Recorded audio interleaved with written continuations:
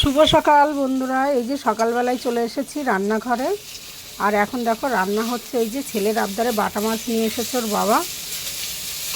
বাটা মাছ দিয়ে এই বাটা মাছগুলো সব ভেজে নিলাম। আর বাটা মাছ দিয়ে আর এই দেখো বাপের বাড়ি থেকে কচু নিয়ে এসেছি। এই যে কচু, এই কচু দিয়ে তরকারি খাবে ছেলে বলে গেছে। তাই ছেলের আবদারে এখন এই যে দেখো কড়াইটা গরম হয়ে গেছে আর তেলটা দিয়ে দিচ্ছি।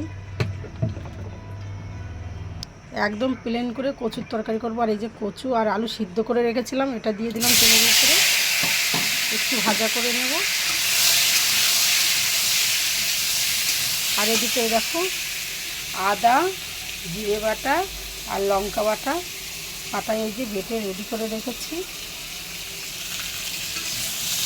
এখন একটু কচুগুলো ভালো করে ভেজে নেব।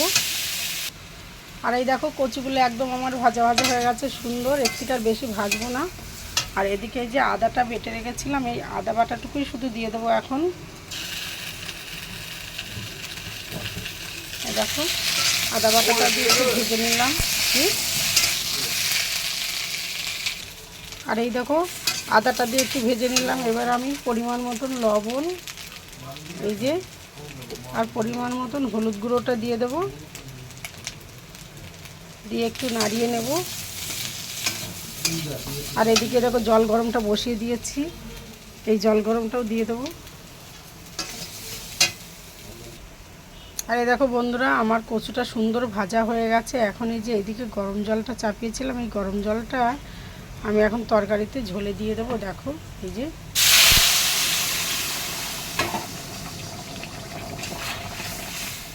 আর তোমরা ভাবতে পারো আমি লঙ্কাটা কেন দিলাম না। দেখো লঙ্কাটা আমি কড়াইয়ের উপরে তেল দিয়ে একটু ভেজে বেটে রেখেছি, এটা ঝোলের উপরে দিয়ে দেবো। আর এই দেখো তরকারিটা এখন উতরে এসে গেছে। আর এই যে লঙ্কা বাটাটা এই যে দিয়ে দিলাম ঝোলের উপরে।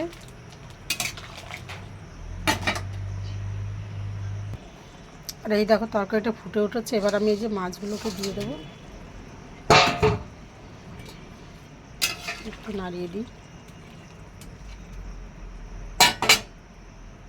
এই দেখো বন্ধুরা আমার তরকারিটা হয়ে গেছে। এখন আমি নামিয়ে সম্বারা দিয়ে নেব। এই দেখো কড়াইটা গরম হয়ে গেছে। এখন আমি এই যে তেলটা দিয়ে দেবো, তেলটা একটু গরম হোক। তো গরম হয়ে গেছে। এখন এই যে শুকনো লঙ্কা দুটো তেলের উপরে দিয়ে দিলাম আর সামান্য পরিমাণে এই যে জিরেটা দিয়ে দেবো।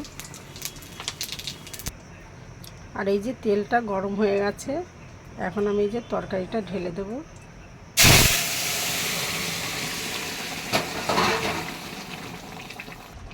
আর এই যে তরকারিটা হয়ে গেছে, এখন এই যে জিরে বাটাটা পুরোটা দিয়ে দেবো। আর এই দেখো বন্ধুরা আমার তরকারিটা হয়ে গেছে। এখন আমি এটাকে নামিয়ে নেব। আর এই দেখো বন্ধুরা আমার রান্নাটা কমপ্লিট। এই যে মাটির তলার কচু দিয়ে, মান কচু দিয়ে বাটা মাছ দিয়ে তরকারি পাতলা পাতলা ঝোল করেছি। দেখো কত সুন্দর হয়েছে কালারটা, তোমরাও এভাবে করে নেবে। আর অনেকেই বলেছেন যে আমি কেন তরকারিটা থালায় ঢালি, তার একটা কারণ আছে। দেখো বন্ধুরা বাড়িতে বুড়ো শাশুড়ি মা আছে, এবার এই যে গোটা মাছগুলো রেখে দিয়েছি এই শাশুড়ি মায়ের জন্যে। এবার সেটা যদি আমি খুঁজতে যাই গামলার মধ্যে ঢাললে পুরো তরকারিটা ঘ্যাটাঘ্যাটি হয়ে যায়। থালায় ঢাললে আমি এই যে চট করে তুলে নেব, কোন জায়গায় কোন মাছটা আছে সেটা আমি দেখতে পাই, সেইভাবে আমি তুলে নিতে পারবো। এর জন্য আমার সুবিধার্থে আমি থালার মধ্যে তরকারিটা ঢালি। যাই হোক, তাহলে আমার ভিডিওটা কেমন লাগলো তোমরা একবার কমেন্ট করে জানাবে।